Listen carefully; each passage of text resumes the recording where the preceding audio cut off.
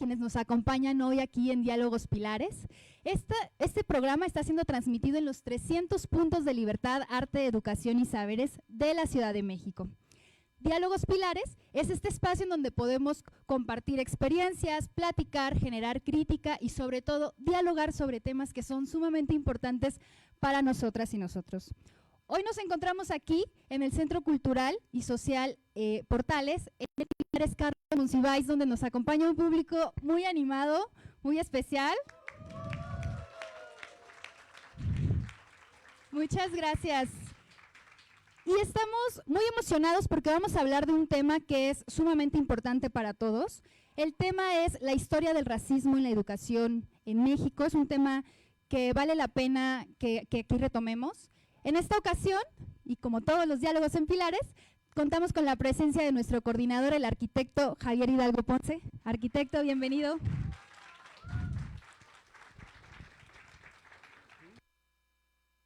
Y también contamos con la presencia de Jimena Palafox. Jimena Palafox. Ella es tallerista en Pilares. Arquitecto, les cedo la palabra. Sean bienvenidos los dos. Nos da mucho gusto tenerlos aquí. Claro que sí, Luz, Jimena, qué gusto. Saludamos también al público de aquí, de Pilares Carlos Monsiváis, en este auditorio de la comunidad que nos prestan como set para Diálogos Pilares. Todos los miércoles a las 5 de la tarde. También saludamos con un aplauso del auditorio a los 293 Pilares que se están reuniendo para poder escuchar pues a una ponente que además pues tiene una gran trayectoria dentro de Pilares. Es muy vista su curso que da en el Pilares Velódromo. Ella, Jimena Palafox Rivera, estudió la licenciatura de Historia en la Facultad de Filosofía y Letras de la Gran Universidad Nacional Autónoma de México. Ella es tallerista de organización comunitaria en Pilares, Viaducto. Ha impulsado el diálogo y debate con sus usuarias y usuarios, abordando temas como movimientos sociales, racismo, violencia de género y más. Todos los fines de semana la vemos en su transmisión de su canal. Y bueno, pues ahora estamos muy contentos que participe en este proyecto de Diálogos Pilares. Nada más antes de pasarle el micrófono, pues comentarles que esta ya es el 9º miércoles de Diálogos Pilares. Empezamos justo el 17 de mayo hablando de la diversidad, con Jaime López Vela, con Jaime Morales, con Oyuki Ariadna, con Maribel Ortega y con Suset Balanzario. Luego vino también el doctor Hugo López-Gatell, quien también nos acompañó en estos diálogos, Paco Ignacio Taibo II, que fue hablando de la educación y la cultura. También nuestro fundador de Pilares, el gran maestro Samuel Salinas, que también estuvo aquí en los Diálogos Pilares. No se diga el antropólogo, historiador, maestro Armando Bartras Vargas, y también un compañero de lucha, Alfonso Rogelio Revilla Basurto. Estuvo también el sobreviviente de los 43, el diputado Omar García, y acaba de pasar hace apenas una semana Rafael Barajas el Fisgón.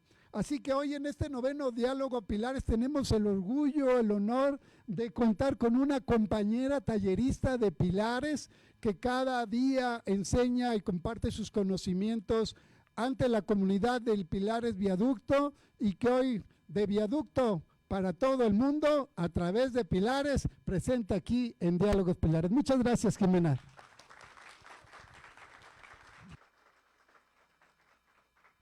Pues gracias por el espacio, gracias por la difusión, a la LSP Fátima, al coordinador Omar y sobre todo pues a la gente que ha asistido a mis talleres. Quiero hacer 2 aclaraciones antes de comenzar, que quedan como advertencias para el resto de la ponencia.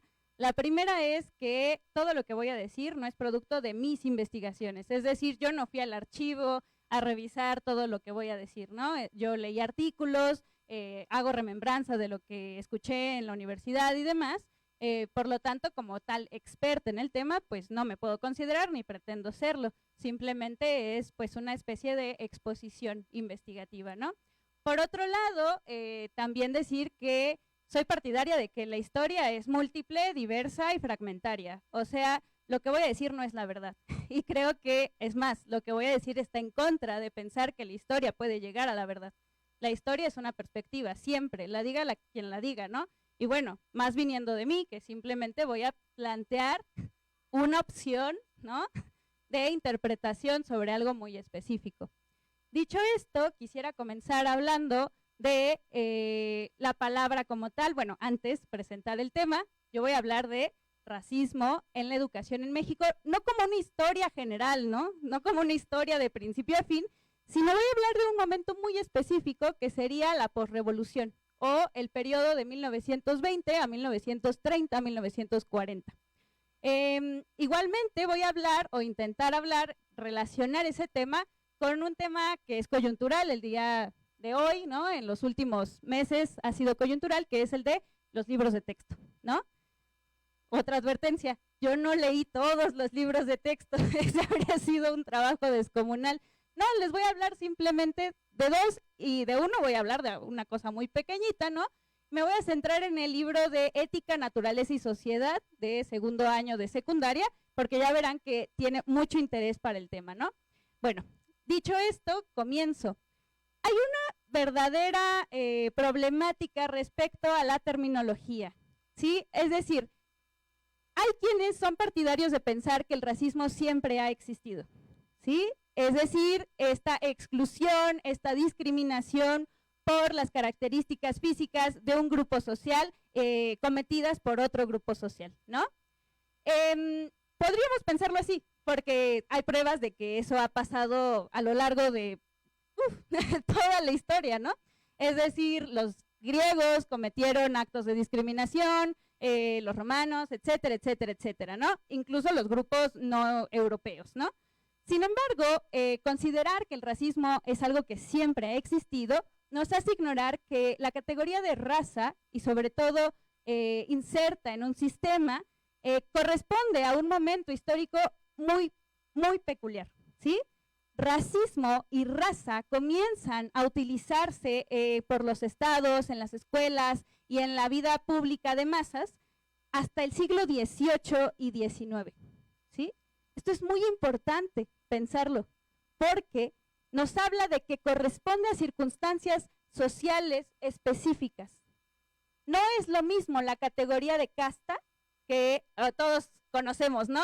Lo vimos en la escuela. El sistema novohispano funcionaba a partir de un sistema de castas, ¿no? Criollos, mestizos, bla, bla, bla, bla, bla. Bueno, eso no es lo mismo que denominarlos razas. Hacer énfasis en la diferencia es necesario y es pertinente tanto en el sistema de educación como en la vida cotidiana. ¿Por qué? Raza refiere ya a circunstancias científicas. Ajá, la ciencia tampoco existe, no ha existido siempre. Creemos que sí, creemos que la educación, creemos, bueno, que la escuela, que la ciencia y todas esas cosas han existido siempre, pero realmente son casi todas invenciones, y son invenciones del siglo XIX. Sí, así es, aunque siempre hubo descubrimientos y demás, todo lo que implica la ciencia, instituciones, científicos, gente que se forma específicamente para ello y que a partir de eso tiene un criterio de verdad, existe solo desde el siglo XIX. Y solo desde el siglo XIX, XVIII, es que empieza a introducirse la categoría de raza, como algo que funciona en la vida cotidiana, en la vida académica y en la vida estatal, ¿no? En ese sentido, es muy importante pensar en que la categoría de casta estaba sumamente vinculada a las ideas religiosas de la Nueva España, ¿sí? La casta, de alguna manera, es la que te había tocado, ya, ni modo, así lo quiso Dios, ¿no? Que era un poco el sistema del antiguo régimen, le llaman, ¿no? Un sistema en el que Dios determinaba tu posición social y no había nada que hacer para cambiarla. esto va a cambiar en el siglo XIX y sobre todo con el surgimiento del Estado-Nación. Porque, al menos yo, soy de la idea, o comparto la idea, porque la idea claramente no es mía, de que México no existe desde siempre. México no es esta entidad, esta esencia, ¿no?, que de repente podemos intuir que existe desde los mexicas hasta el día de hoy. No, México también surgió como entidad política en algún momento muy preciso de 1820 y tantos, ¿no? Y le costó lo suyo, ¿eh? Le costó lo suyo, ahorita vamos a ver por qué. Bueno, entonces, a partir del surgimiento de este Estado-Nación llamado México, es que comienza a funcionar la categoría de raza en el país. Y funciona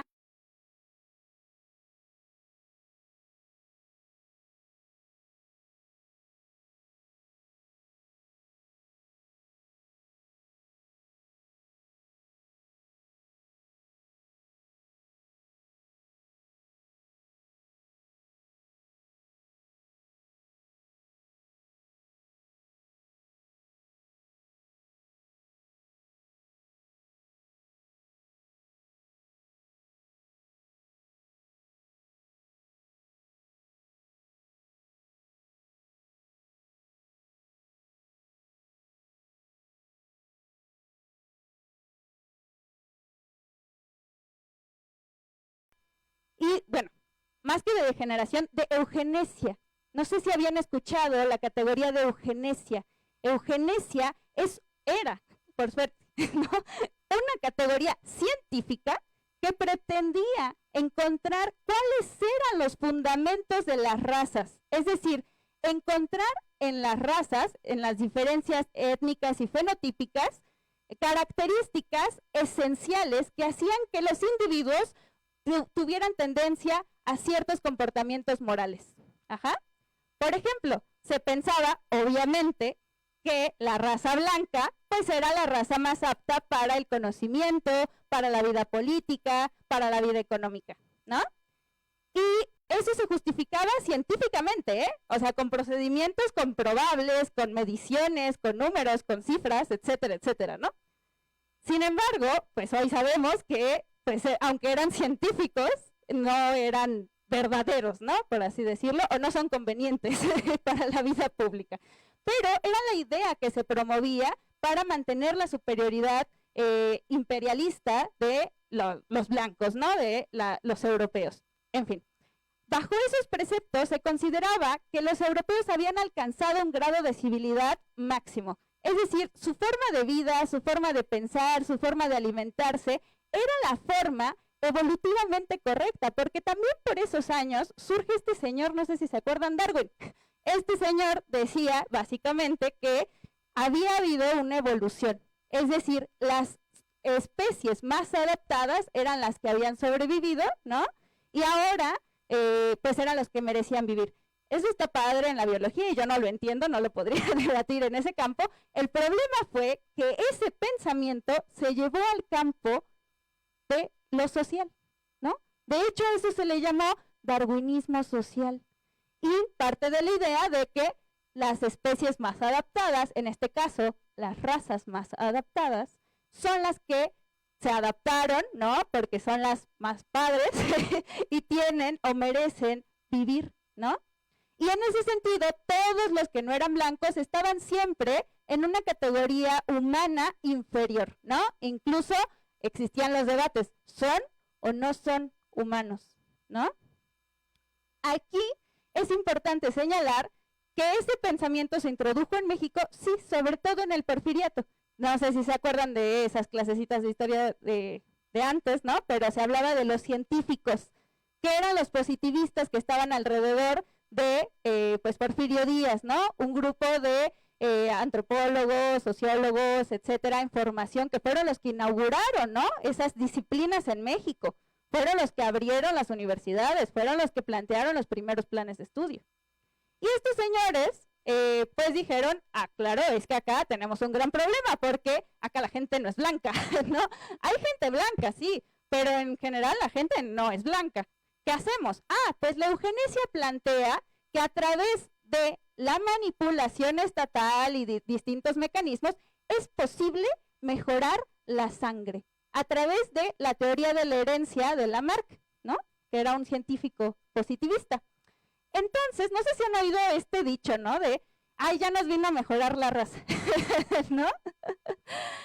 Vean cómo interviene, ¿no? Aún en nuestras decisiones de pareja hoy en día, de amistades, de círculos, de entornos, etcétera, es la idea de que podemos mejorar, podemos cambiar.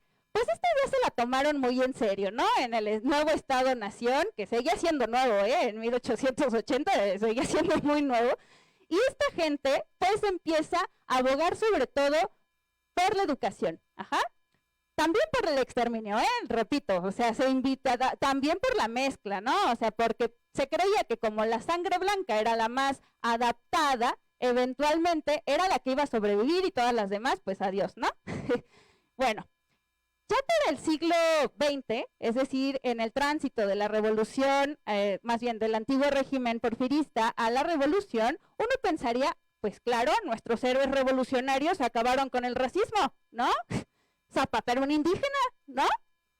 Pero no. Una vez que pasa la revolución, va a implantarse el régimen post-revolucionario. Este régimen se va a esforzar mucho por diferenciarse del porfirismo. Constantemente van a estar señalando que no son lo mismo.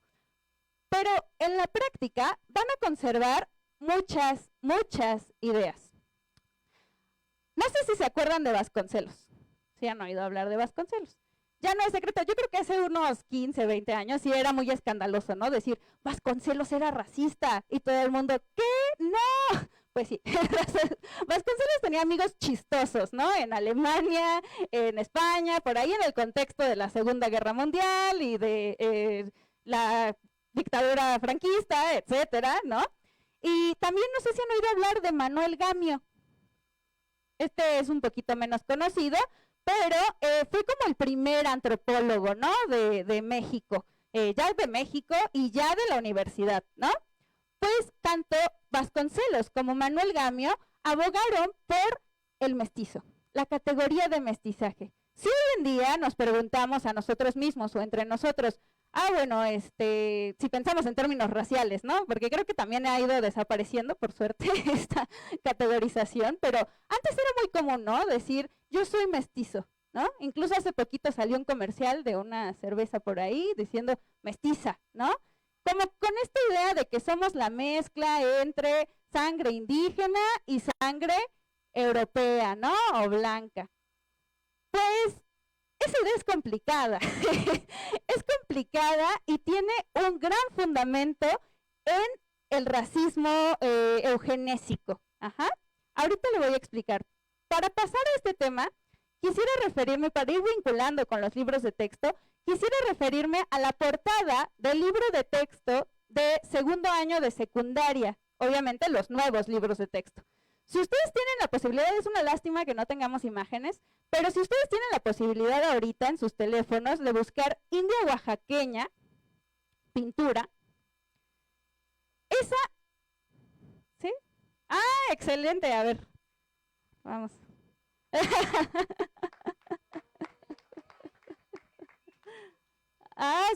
Súper, excelente. Nada más el de segundo año, si lo tienen por ahí. Ética, naturaleza y saberes. No, ética, naturaleza y sociedad, perdón. Súper. Ella viene todavía con su uniforme, viene de la escuela y nos va a presentar aquí el libro. Si quieres yo te lo detengo aquí, Jimena, te lo paso. Sí, súper, así. ¿Cómo te llamas? Bueno, esta pintura está preciosa, ¿no? Vemos aquí a una mujer, pues no sabemos si es indígena, ¿no? O sea, asumiríamos que es indígena por su indumentaria, ¿no? Y la vemos en medio de un paisaje exuberante, lleno de cacaos, lleno de hojas. Pues esta pintura la hizo Carlos Manilla, si no me equivoco, y tiene una historia peculiar Carlos Manilla. Carlos Manilla era de origen campesino, nació en Veracruz por ahí de 1910, De Veracruz, pues él dijo, yo quiero vivir la aventura, se salió, incluso estuvo en estas famosas haciendas que eran de trabajos forzados del porfirismo, ¿no? O sea, estuvo casi encarcelado, logra escapar de ahí, atraviesa la sierra oaxaqueña y demás, y llega a la Ciudad de México, y ahí empieza a tener relación con artistas, que ya después de la Revolución fundan la Escuela de Arte al Aire Libre. La Escuela de Pintura al Aire Libre. No sé si la habían escuchado.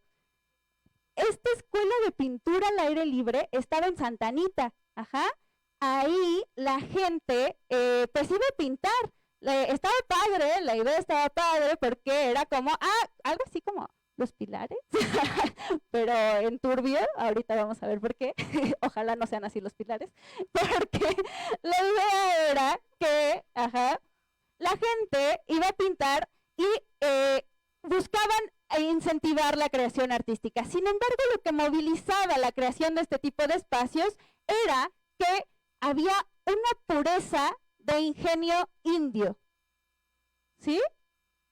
¿Por qué vemos a Manilla en el libro de texto? No lo sé, ¿no? O sea, en realidad incluso ya tenemos una experiencia previa con Manilla, quienes estudiamos entre los 90s y los primeros años de los 2000s, porque no sé si recuerdan este libro de texto que tenía un globito, un globo aerostático.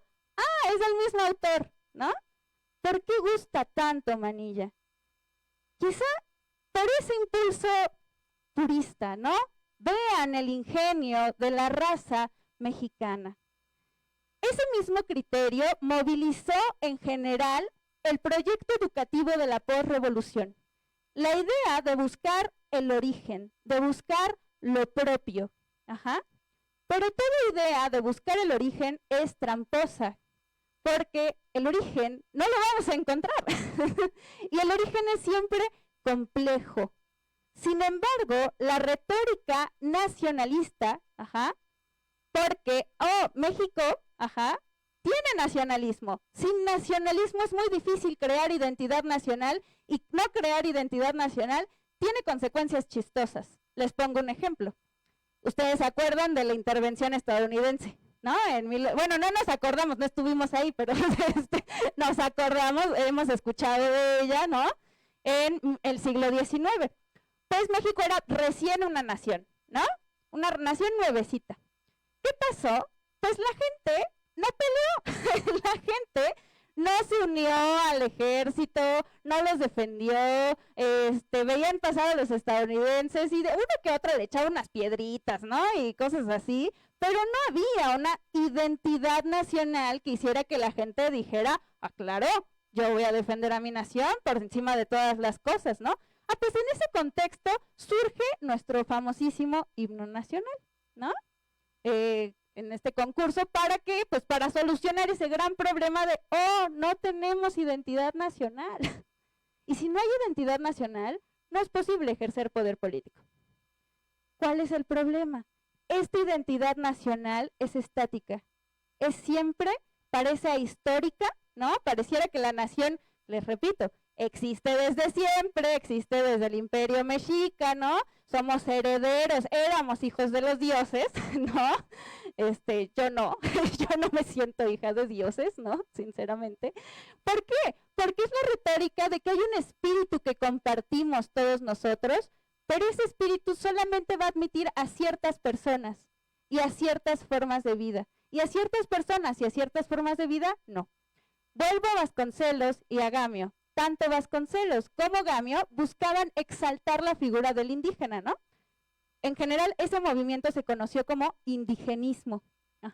Un culto tal cual a la figura del indígena. ¿Por qué? Porque era la forma más clara de decir, no somos el antiguo régimen que suprimía, que mataba, etcétera, a los indios, somos los que los valoramos. Sin embargo, no buscaron conocer a estos indígenas por su diferencia, sino por aquello que pudieran integrar al proyecto de nación.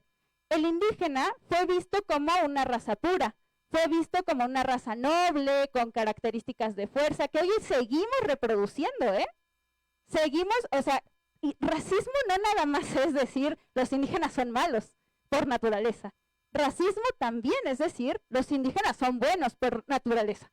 Es decir, estamos cayendo en un esencialismo, en pensar que hay algo dentro de ellos que los hace trascendentalmente distintos al resto de la población, ¿no? Y eso es también racismo.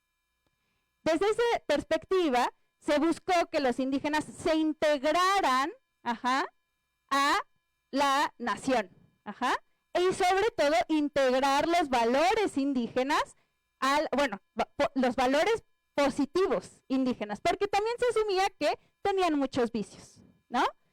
Se asumía que el alcoholismo, que la tristeza, que la ignorancia eran una parte fundamental, ajá, de la esencia indígena. Entonces la idea era, bueno, vamos a quitarle esas cosas feas al indígena y vamos a guardar las cosas que nos gustan. ¿Y cómo lo vamos a hacer? Pues blanqueando a los indígenas, civilizando a los indígenas. El proyecto de educación se basó en primera instancia en el idioma, ajá, el imponer el español, porque era la primera vía para ¿qué? Para homogeneizar. Una nación necesita homogeneizarse y se homogeneiza a través de la violencia, compañeros, ¿eh? No es, oye, ¿quieres dejar de hablar tu lengua para hablar español? No, vas a dejar de hablar tu lengua para hablar español, ¿no? Porque de otro modo no puedes ser parte de esta nación y si no estás de acuerdo, pues va a seguir la represión. A pesar del indigenismo, siguió la represión a los pueblos indígenas y sigue, y sigue. Entonces, ya en 1930, 1920, ajá, comienzan una serie de proyectos muy interesantes. Por ejemplo, la Casa del Aprendizaje Indígena, me parece. Sí, Casa del Aprendizaje Indígena, que eran espacios para traerse indígenas de los pueblos, ajá, a veces a través de la violencia, a veces no. No sé si vieron Anne, esta serie de la niña pelirroja, Anne with an E. Fue muy famosa por esto que habla, ¿no? De los indígenas y cómo los llevaban a ser cristianos en centros de educación. Eso también pasó en México. La Casa del Aprendizaje Indígena se basaba en la idea de traer indígenas de comunidades a la ciudad para que aprendieran las buenas maneras de la civilización y luego las llevaran como difusores culturales a sus comunidades. No funcionó. ¿Qué pasó? La primera generación se quedó en la ciudad y ya no quiso regresar. Y así fracasó ese primer intento. Después se hicieron los centros de educación indígena que se implementaron en distintas zonas del país, ajá, y la idea era que no perdieran arraigo. Pues le salió el tiro por la culata, porque, ¿qué pasó? Al poder conservar su lengua, al poder conservar sus usos y costumbres, la gente decidió un poco cómo usar eso a su favor, ¿no? Y entonces se radicalizaron y hay toda una historia política ahí de, por ejemplo, normales rurales, ¿no? Bueno, ya para finalizar, no sé cuánto tiempo me queda, espero que me dé tiempo para finalizar. ¿Vamos bien? Súper. Pues bueno, ¿qué tiene que ver todo esto con los libros de texto, ¿no? ¿Qué tiene todo cuál sería mi perspectiva de este libro de texto en particular porque fue el que leí, ¿no? Yo empecé revisando el libro de texto de sexto año, que un poco el que contiene historia, ¿no? Porque pues es un poco lo que yo sé, historia, como podría yo decir algo de otra cosa, ¿no? Y en ese otro libro de texto me llamó mucho la atención el título de cómo empieza la unidad de la conquista. Ajá. En esa unidad, el primer título es Del mar los vieron llegar. ¿A alguien le recuerda algo? Es una canción. Sí. ¿De quién es? No. Ochoa. Exacto, es una canción preciosa, ¿eh? Es una canción, La maldición de Malinche. Órale. ¿No? El contenido, pues, independientemente de lo que diga el contenido de ese libro, ya ese simple título nos marca una estructura ideológica del libro. No se espanten con la palabra ideología, ¿eh? Toda historia es ideológica. No existe la historia objetiva. Yo aquí diciéndoles esto, yo tengo un propósito, ¿no? Yo diciendo las cosas como las estoy diciendo, tengo mis propias ideas. Los libros de texto también. Cada historiador que ha escrito un libro en su vida tiene una ideología y esa ideología es política. No existe la neutralidad, ¿sí? ¿Por qué? Pues porque todos provenimos de un lugar social, todos provenimos de una circunstancia, y hablamos desde ese lugar. Porque asumir que existe la verdad histórica es asumir que el tiempo y la historia existen en un mundo que no es este. Entonces todo libro es político, todo libro de historia es político. Bueno, dicho eso, ya nos marca una tendencia, ¿no? Una forma o una guía de interpretación de los contenidos que vemos actualmente. En el 2006 hubo un convenio educativo para tratar este tema de la conquista. En el 2006 se buscaba sobre todo la idea de globalización, fue el auge de la educación por competencias. Hoy en día, este nuevo modelo educativo, pues no busca una educación por competencias, ¿no? Un poco que busca como que posicionarse en contra, ¿no? de esas competencias. Pero en el 2006 no, en el 2006 todo se trataba de incorporarse a la globalización. Entonces hizo muy popular la idea de el encuentro entre dos mundos, no sé si se acuerdan, ¿no? Se hablaba de que no fue conquista, no fue invasión, fue un encuentro amigable, respetuoso entre dos mundos. Bueno, pues esa idea se rompió, ¿no? En estos libros lo que yo creo es que esa idea definitivamente se rompió, ¿no? Ya no se plantea aquí un encuentro amistoso, incluso la idea de globalización es un poco extraña en todo el discurso. Sí existe, está la idea de globalización, no por nada empiezan con el Mediterráneo, ¿no? Pero ya no es la idea de el encuentro entre dos mundos, y esa frasecita, ¿no?, de Ochoa, nos muestra el camino interpretativo que va a tener pues este acontecimiento en particular. Y este acontecimiento yo creo que es uno de los más importantes dentro de la educación mexicana, ¿no? O sea, pues ahorita, ¿no? Nos interpela, nos hace sentir el calor, ¿no? De, ay, Dios mío, no vayan a decir esto, no vayan a decir aquello, porque yo me pongo, ¿no? Es algo que nos toca porque apela precisamente a esa identidad. Bueno, esta canción, si bien a mí me gusta mucho y la disfruto y demás, creo que es un poco problemático en el sentido del racismo, seguir concibiendo esta idea de que somos herederos de estas culturas milenarias. Mi principal conflicto es que no se rompe el pacto nacionalista, no se cuestiona el pacto nacionalista. Y entonces, ¿qué nos encontramos? Nos encontramos con esta canción que dice: 300 años estuvimos esclavos, vivimos ese error 300 años y así nos quedamos. Hay una diferencia acá muy interesante. Ustedes tal vez, seguramente, han oído hablar de decolonialidad, ¿no? Incluso igual, y aquí algún día mi maestro, Enrique Dussel, tuve una clase con él, ¿no?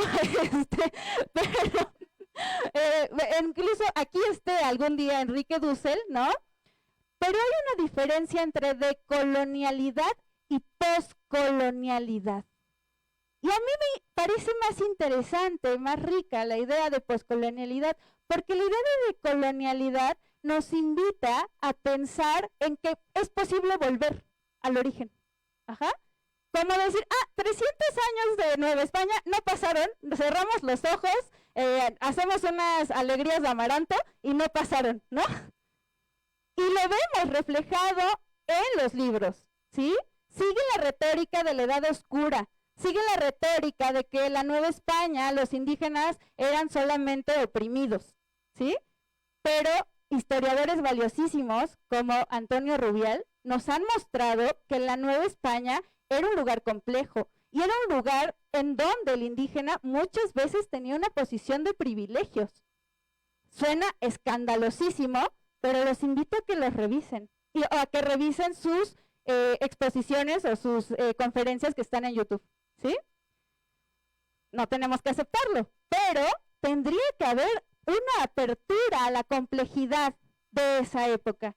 y no la encontramos. Lo que encontramos es el deseo de la restauración y a eso se le llama nostalgia. Es el deseo o la voluntad de que podemos volver. Y al seguir con esta retórica nacionalista, al seguir con esta retórica de México ha existido desde siempre y somos herederos de ese pasado glorioso, estamos dándole lugar solo a un pasado. Vemos incluidos aquí a personajes que no se veían antes, ¿no? Por ejemplo, vemos el tema de la esclavitud, a mí me parece excelente.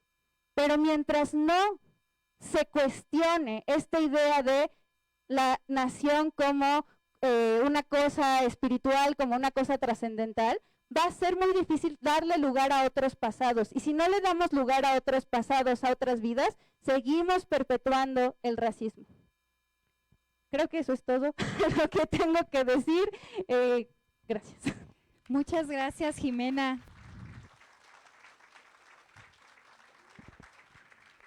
Muchas gracias, Jimena. Es un placer escucharte, es un placer que nos puedas compartir todos estos datos, hablar de estos conceptos que a todos nos generan de repente, pues como dices, ¿no? Que estemos o no estemos de acuerdo, que nos recuerda incluso cosas que nosotros hemos dicho o hemos hecho con cotidianidad y que a veces no reflexionamos. Justamente Diálogos Pilares es para incentivar esta reflexión y este diálogo. Y yo les quiero contar a esos más de 350 personas que nos están viendo en Facebook Pilares en este momento, que aquí en el foro ya con solo ver las caritas de quienes estamos aquí, que veo que se quedan pensando, que otros dicen eso sí, eso no, eso sí me checa, eso más bien me choca, creo que ya tenemos aquí algunas preguntas. Voy a leerte unas preguntas que nos hacen llegar desde Facebook Pilares y también las personas que aquí en el foro quieran hacer alguna pregunta, algún comentario, pueden ir levantando su manita para que les vayamos pasando el micrófono. Adrich Hernández desde Facebook Pilares nos pregunta, ¿cuál es el papel de la sociedad y las organizaciones en la lucha contra el racismo en la educación en México? ¿Cuál sería el papel de la sociedad y las organizaciones? Pues la sociedad, es que es una cosa bien complicada. Generalmente se nos responsabiliza de acabar con el racismo, de acabar con el clasismo, de acabar con la violencia de género, ¿no? Como si así como con la basura, ¿no? Nosotros recogiendo 10 papelitos del piso en la escuela estamos acabando con el calentamiento global. Claro que no. O sea, claro que no. ¿Sí? O sea, el papel social es la presión a las autoridades que son quienes tienen el poder de cambiar las estructuras, ¿no? En la cotidianidad implica un conocimiento, pero muchas veces no tenemos acceso a ese conocimiento, no tenemos acceso a lo necesario para poder no estar de acuerdo con el racismo. ¿Por qué? Pues porque es un sistema ideológico que se nos impone. Es muy difícil escapar del racismo, así como es muy difícil escapar del machismo o del sexismo, porque son estructuras que se nos imponen. Ajá. Entonces es dificilísimo poder decir qué tanto podemos hacer, más allá de, si ya lo sabemos, pues entonces es la presión, es la inconformidad constante, es el no desvalorizar cada detalle que puede ser racista, porque tendemos mucho a esto, ¿no? A decir, es que eso no es racismo, ¿no? O sea, o ¿por qué te sentiste mal por eso? Es una nimiedad, ¿no? El racismo, el machismo y el clasismo se componen de las microactitudes de todos los días, ¿sí? Ocasionadas por las estructuras que son más grandes. El racismo, esto ya no lo voy a ahondar más, pero es parte del capitalismo, es parte del sistema económico, político, liberal. Ajá. Muchas gracias, Jimena. Acá antes me voy a detener porque tu ponencia nos ha resuelto algunas dudas, pero más bien nos ha abierto, ¿no? Nos ha abierto a pensar y a reflexionar desde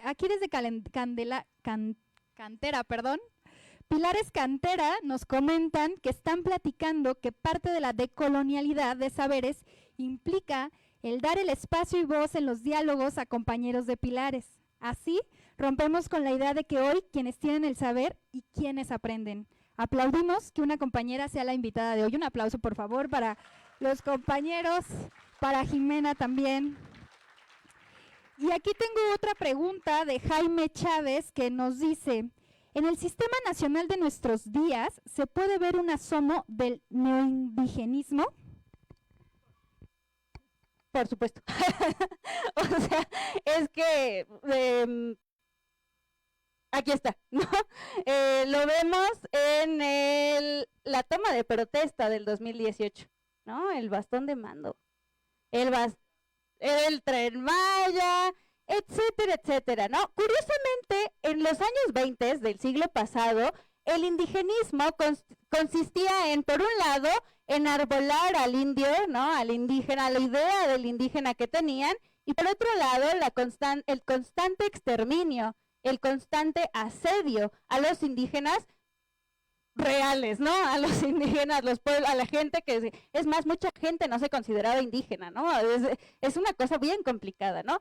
Hoy en día, más que neoindigenismo, quizás sí, pero yo diría que nunca se fue, o sea que incluso ha sido como una parte sustancial de la política de izquierda, de la política de reacción, etcétera, y que hoy en día obviamente está resurgiendo por distintos conflictos, pero indigenismo, recordemos que tiene una connotación histórica. Ser indigenista implica cosas muy concretas que poco o nada tienen que ver con los indígenas reales, con sus necesidades y con sus deseos. Muchas gracias, Jimena. Tenemos aquí una pregunta en el foro. Si nos gustan dar su nombre y les damos voz. Aquí vamos a tener una participación con intérprete y nos va a estar de este lado interpretando la compañera.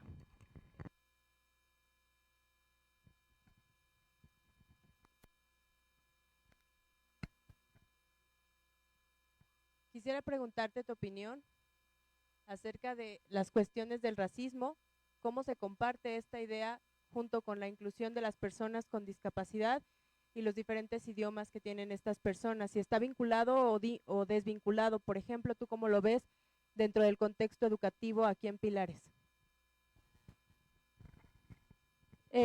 Una vez más, no soy experta y hablo llegó la hora de opinar, pues yo opino, ¿no? Vale, el racismo está completamente vinculado con la lengua, ¿no? Por ahí he escuchado. Es decir, el racismo tiene una connotación moral, existe en todos los ámbitos de la vida. El racismo no nada más tiene que ver con el tono de piel o con la forma física, es que la forma física se concibe como la expresión de lo que está adentro. La lengua es uno de los elementos que más importan más han importado, en la modernidad para hablar, por ejemplo, de civilidad o de inteligencia, ¿no? Se impusieron ciertas lenguas, no solo en México, eso también pasó en Europa, se impusieron ciertas lenguas como las correctas, como las más bellas, como las más adecuadas para expresar esto o aquello, y lo que sucedió fue que las otras fueron vistas como deficientes, inadecuadas, y se procedió a su exterminio, ¿no?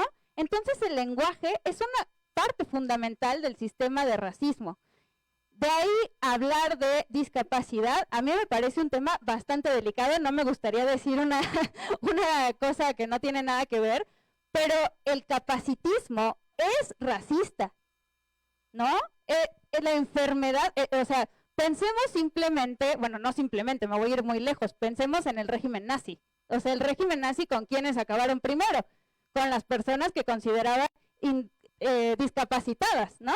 Y es más, consideraban que las personas judías, por ejemplo, eran más tendientes o que era más fácil que tuvieran enfermedades, ¿no?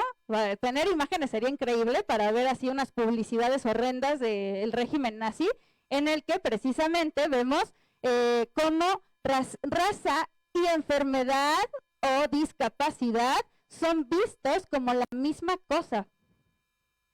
No sé si contesté a la pregunta.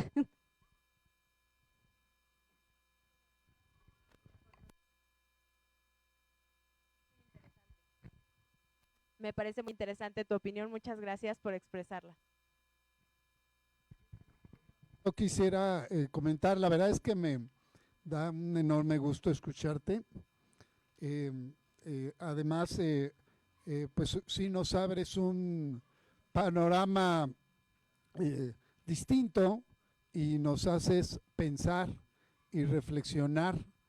Evidentemente las cuestiones, pues todo es relativo, tú mismo dices yo no soy portadora de la verdad y bueno, felicitarte y agradecerte enormemente esta ponencia que estás dando. Yo la verdad sí quiero defender este momento histórico que estamos viviendo, la importancia claramente de distinguir, aunque sea con elementos muy gráficos y muy elementales, pues sí que sí, México sí vive una cuestión de racismo y de clasismo que te divide y que te segrega, sobre todo, bueno, pues aquellas personas que se sienten superiores, más capaces, hasta más guapas o más guapos por su color de piel o por su dinero, que sí tiene un gran impacto en México. O sea, yo sé que podemos irnos a la parte minimalista o decir es racismo cuando se defiende a los indígenas o el indigenismo que tú hablas, en términos reales es verdad, pero en términos que este país merece poner con muy claridad en mayúsculas, terminar con el racismo y terminar con ese clasismo donde hay quienes se sienten mayores y que impiden y que además se sienten dueños de todos los privilegios y que impiden el desarrollo y las oportunidades y destinar los recursos que producimos todo el país para que todo mundo pueda tener oportunidades y de esta manera que nadie se quede atrás. Y también el desconocer para las comunidades indígenas ese gran esfuerzo que ha significado durante 500 años del colonialismo y de la independencia, el lograr trascender sus culturas, como sus lenguas, como su idioma, como su gastronomía, como sus textiles, como toda esa cultura que claramente nos podemos sentir muy orgullosos. Muy orgullosos, yo no podría decir que soy nuestros padres fundadores y que entonces de ahí desciendo, pero sí puedo sentirme muy orgulloso de ese gran esfuerzo y esa gran distinción que además se los pone en cara a quienes se sienten superiores, a quienes por su dinero, por su recurso, lo han sido en los últimos 200 años o 500 años, que además sí fue una colonización muy violenta que buscó exterminarlos y que buscó desaparecerlos y que son unos héroes, si quieres no llamémosles padres fundadores, pero sí son unos héroes el que se hayan ido a las partes más remotas, que hayan mantenido su cultura y que claramente hay que reivindicar. Puede ser muy simplista, puede ser muy indigenista, pero creo que sí es fundamental que en este momento histórico que estamos viviendo, pues se resalte. Yo la verdad estoy muy orgulloso del libro de texto, de que se resalte. Eso no quita reconocer que tiene razón, pero sí creo importante marcar en todos los acentos, sobre todo en los libros de texto y en toda la cuestión cultural, esta parte en términos de terminar con ese racismo y terminar con ese clasismo que no pueden existir ya en este país. ¿Puedo?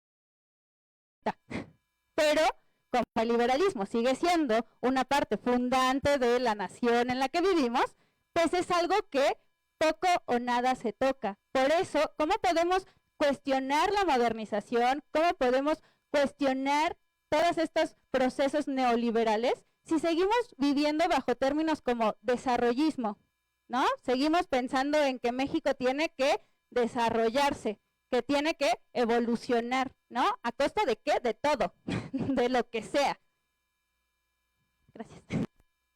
Muchas gracias, Jimena, arquitecto. Tenemos todavía preguntas aquí desde Facebook Live, pero vamos a darle paso a una pregunta aquí de foro. ¿Nos comentan su nombre? Hola, gracias. Buenas tardes. Me llamo Luz. Primero, felicitarte por la ponencia y sobre todo por ser la primera figura dentro del programa de Pilares que pueda estar sentada ahí. Entonces, muchas felicidades por eso. Y mi pregunta va encaminada al término multicultural, interculturalidad.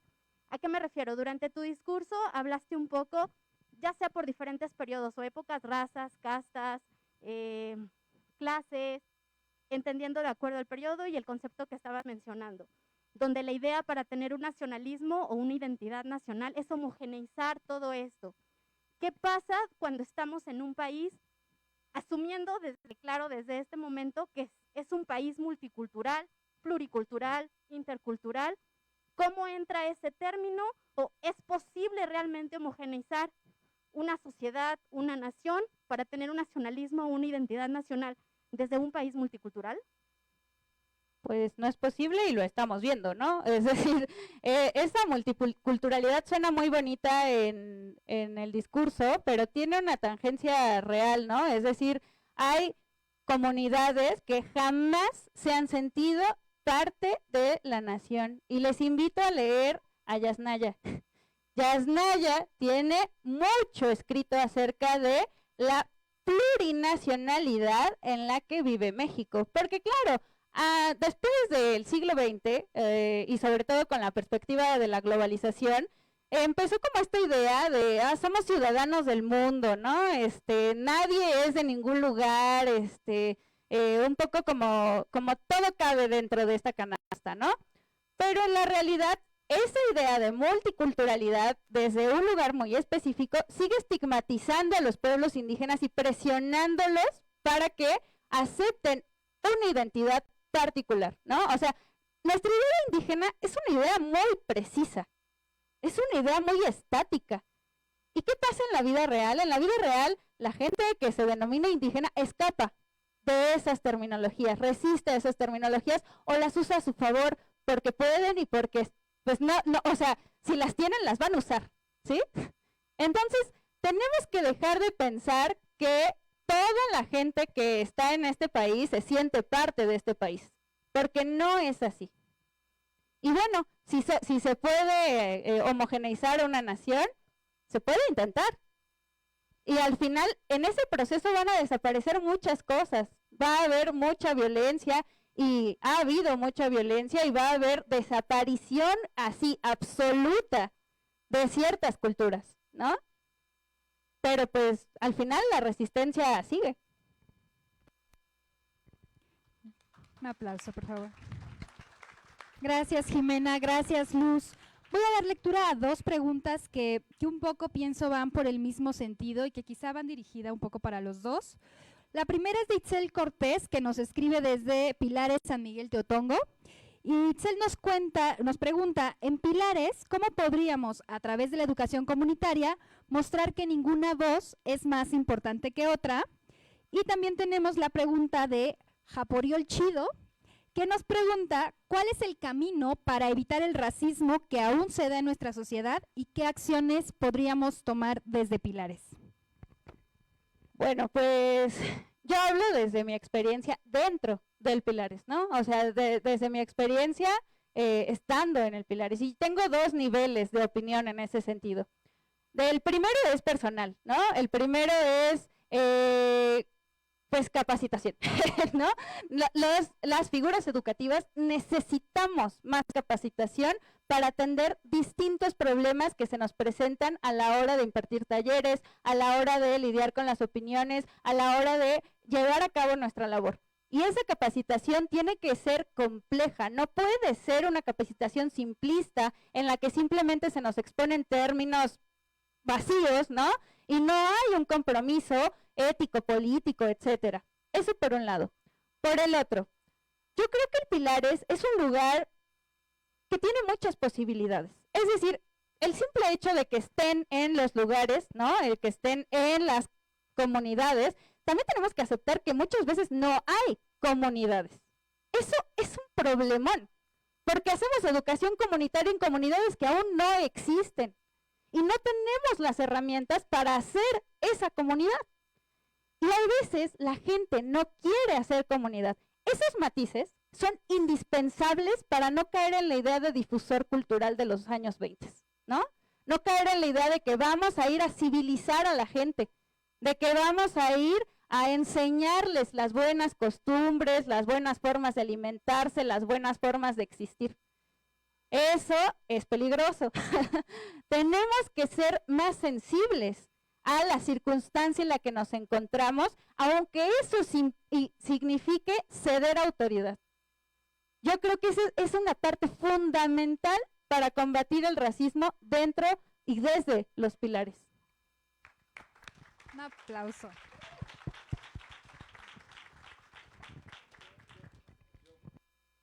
Comparto plenamente lo que comenta Jimena. La verdad es que sí venimos de un pensamiento globalizado, individualista, donde lo comunitario sobra.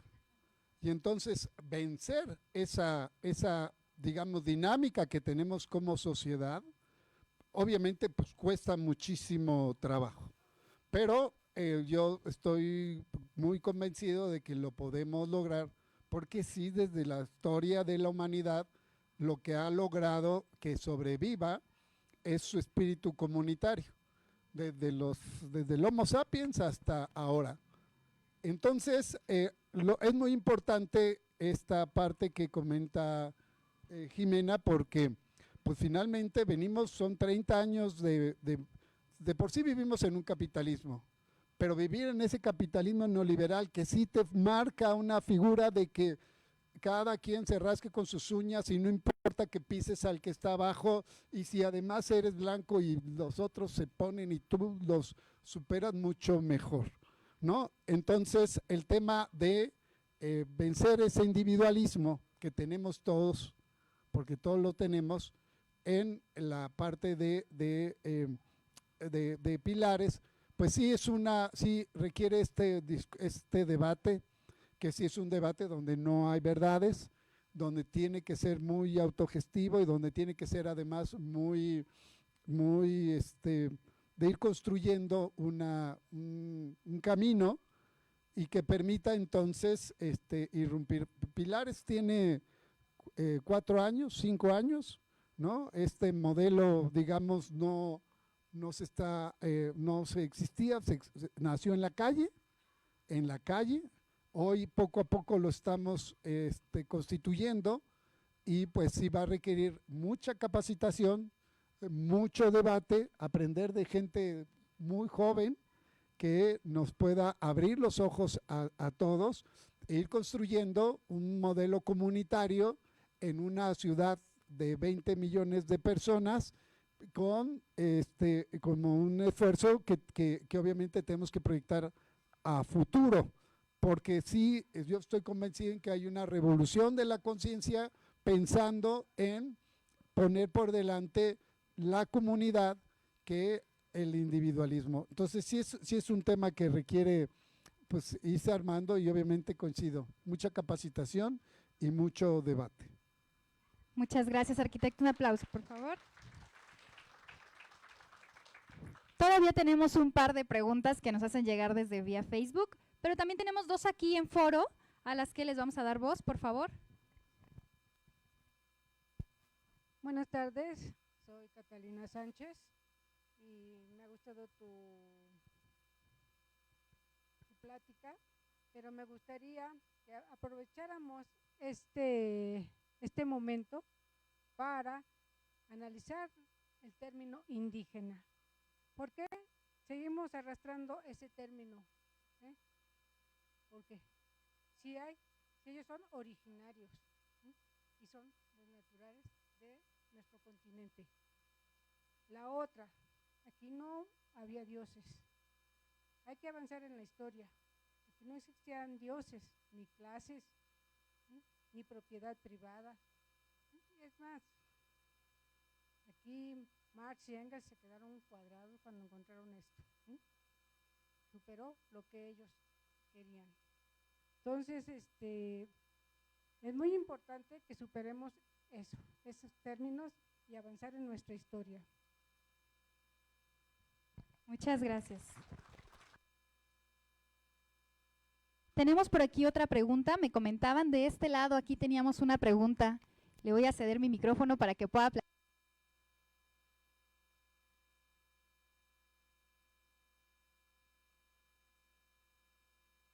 Hola, buenas tardes.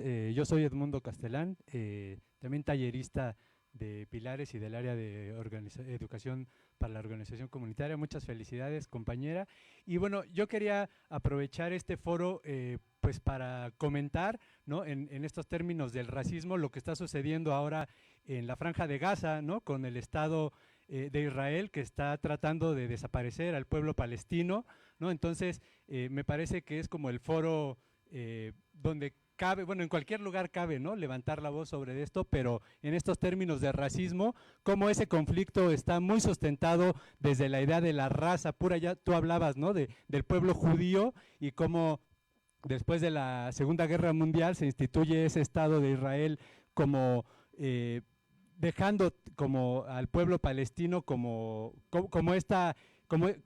en estos términos de desvalorizarles, ¿no? Entonces, bueno, que si pudieras compartir ahí tu opinión sobre esto. Y bueno, yo solo, que mi opinión es que no estoy de acuerdo con eso, ¿no? Que desde este concepto de la raza y de la raza pura, aparte, no raza simplemente, sino raza pura, que estén tratando de exterminar al pueblo palestino. Entonces, viva el pueblo palestino libre. Gracias.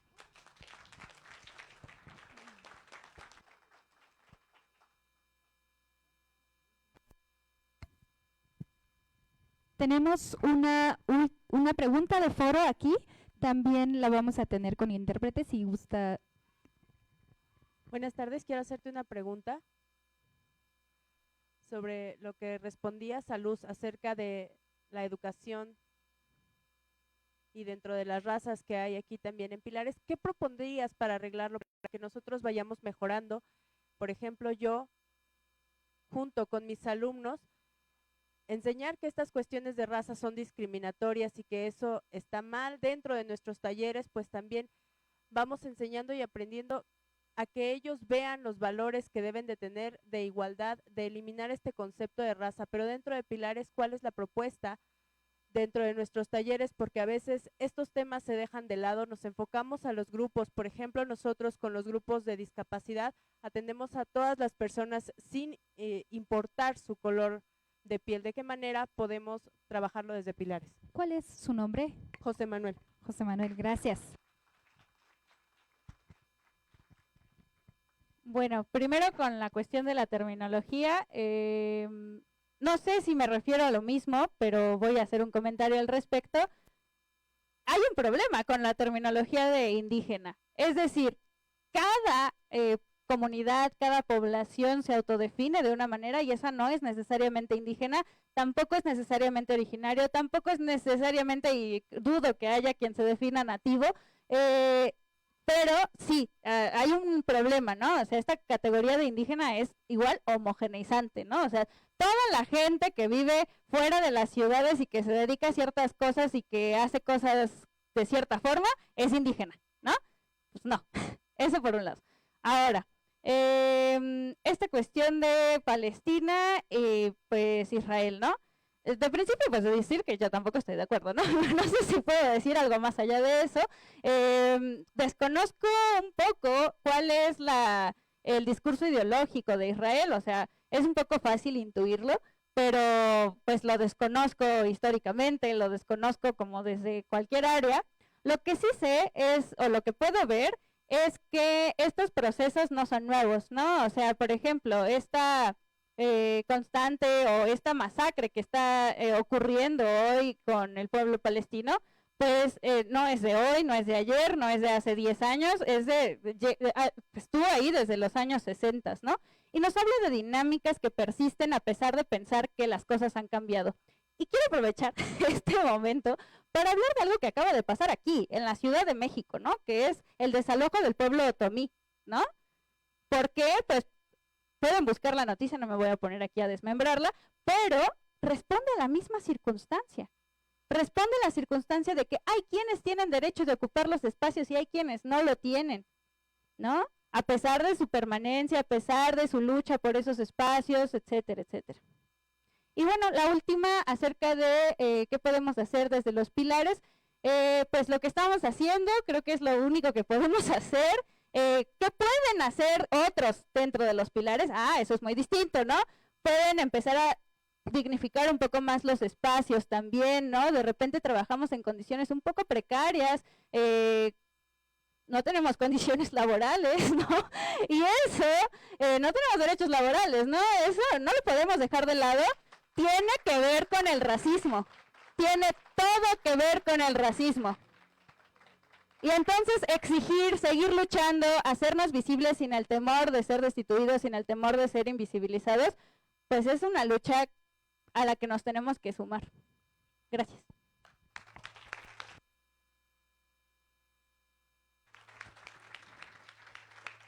Muchas gracias. Estamos ya a punto de dar por finalizado nuestro Diálogos en Pilares. Sin embargo, no me gustaría dejar a estas dos personas que tengo aquí sin leer lo que ellos nos quieren comentar. La primera pregunta es de Elizabeth H.G.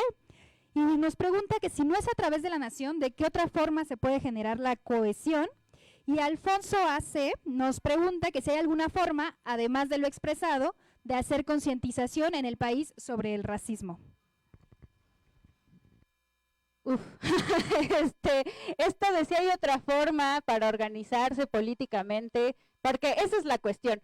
No, la pregunta no es si hay otra forma de hacer cohesión, la pregunta es si hay otra forma de organización política, porque tendríamos que preguntarnos, ¿queremos la cohesión?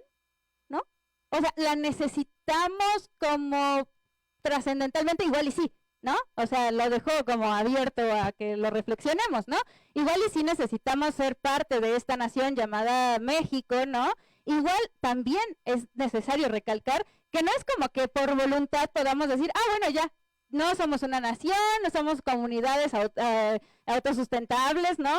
¿Por qué? Pues porque también existimos en el plano internacional, y en el plano internacional hay otras exigencias, Es un debate vivo en el que sin duda puede haber mecanismos que, si bien no destruyan la nación, den pie a otras naciones dentro de la nación. Por ahí se decía en los 90s, un mundo con muchos mundos, ¿no?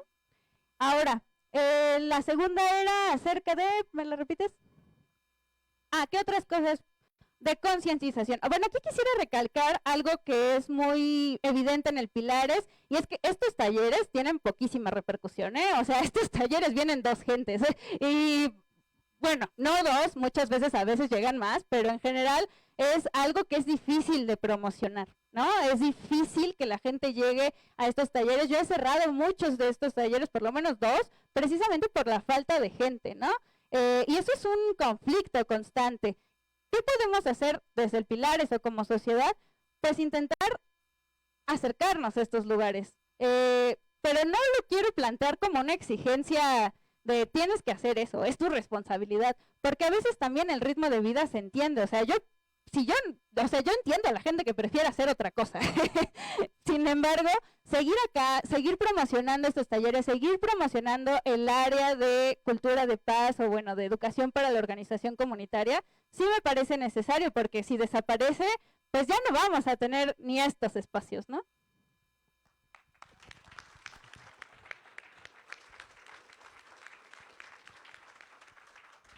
Muchas gracias, Jimena. Decirte a ti, Jimena, y al arquitecto Javier Hidalgo que yo estoy especialmente emocionada por este Diálogos, porque nos ha permitido demostrar justamente lo que este espacio quiere reflejar, que es estar en desacuerdo, pero aún en esa diferencia poder dialogar y poder generar mejores espacios, ¿no? Desde los pilares. Antes de hacer un mensaje de cierre, de poder comentar lo que ha pasado acá, me gustaría hacer 2 breves comerciales que me parece que son muy importantes. El primero es que este 21 de octubre es el segundo encuentro de becarios Pilares, va a ser en 6 regiones. Esto es importante porque los becarios van a estar haciendo algo muy parecido a lo que estamos haciendo acá también, que es generar la discusión, proponer sus ponencias, ¿no? En Pilares hay muchísimos becarios y becarias que van a exponer ahí sus ideas. Busquen en la página de Pilares donde se van a encontrar estas ponencias, estos 6 encuentros que vamos a tener. Eso por una parte, el 21 de octubre. Y segundo, recordarles que los sábados a mediodía Jimena nos presenta estas pláticas en Saberes Viaducto, que es una página de Facebook también que ha generado desde su Pilares. Pienso como una estrategia de hacer que más personas puedan interesarse por estos temas. Y bueno, agradecerles y pedirle tanto a Jimena como al arquitecto si hay algo que nos quieran comentar.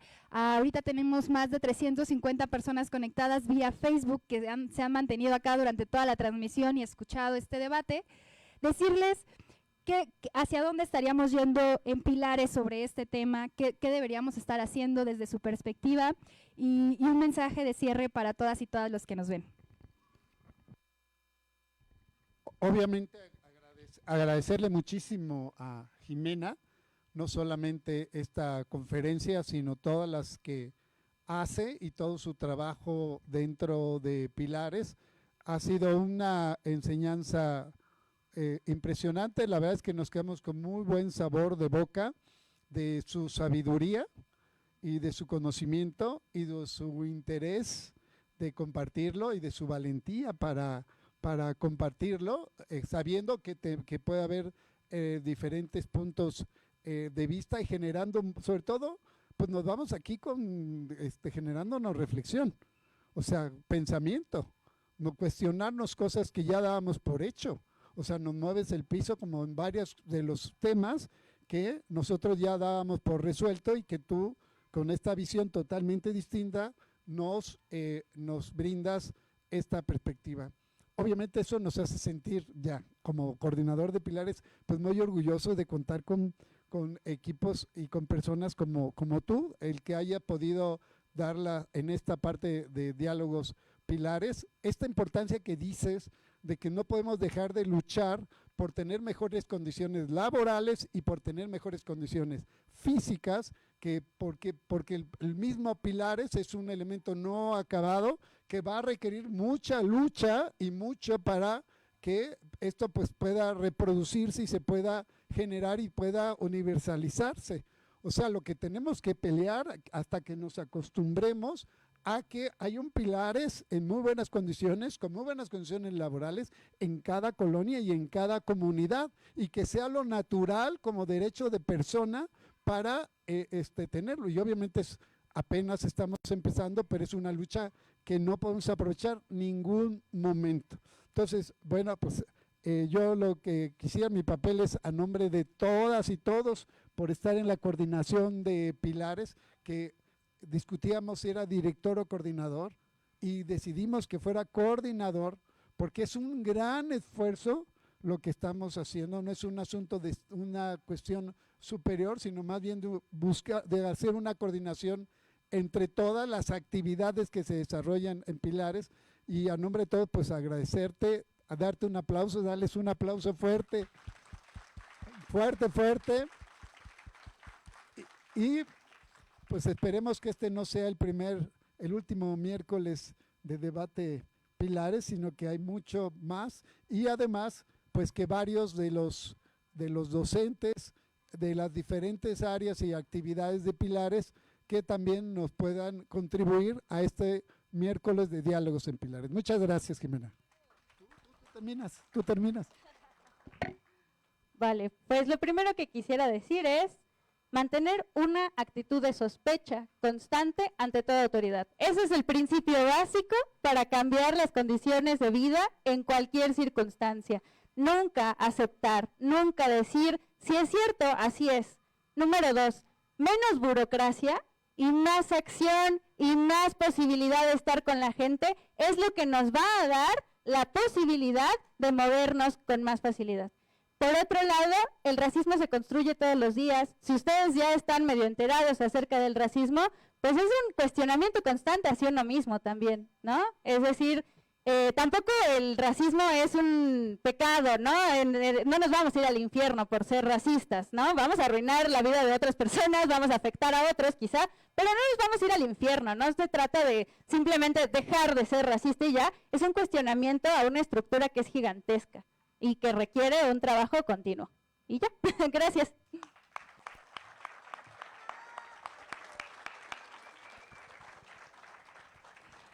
Muchas gracias. Pues ahora sí, ya hemos llegado al final de este Diálogos en Pilares. Quiero agradecer a las personas que nos estuvieron viendo desde Facebook, a este foro que tenemos aquí y también a las y los talleristas de Educación para la Organización Comunitaria, quienes todos los días en los Pilares hacen todo su esfuerzo para generar estos debates, para generar estas reflexiones. También, evidentemente, al arquitecto Javier Hidalgo, coordinador de Pilares, y a Jimena, que nos ha dado un Diálogos en Pilares inigualable. Muchas gracias. Nos vemos el siguiente miércoles en esta misma página de Pilares a la misma hora. Conversemos.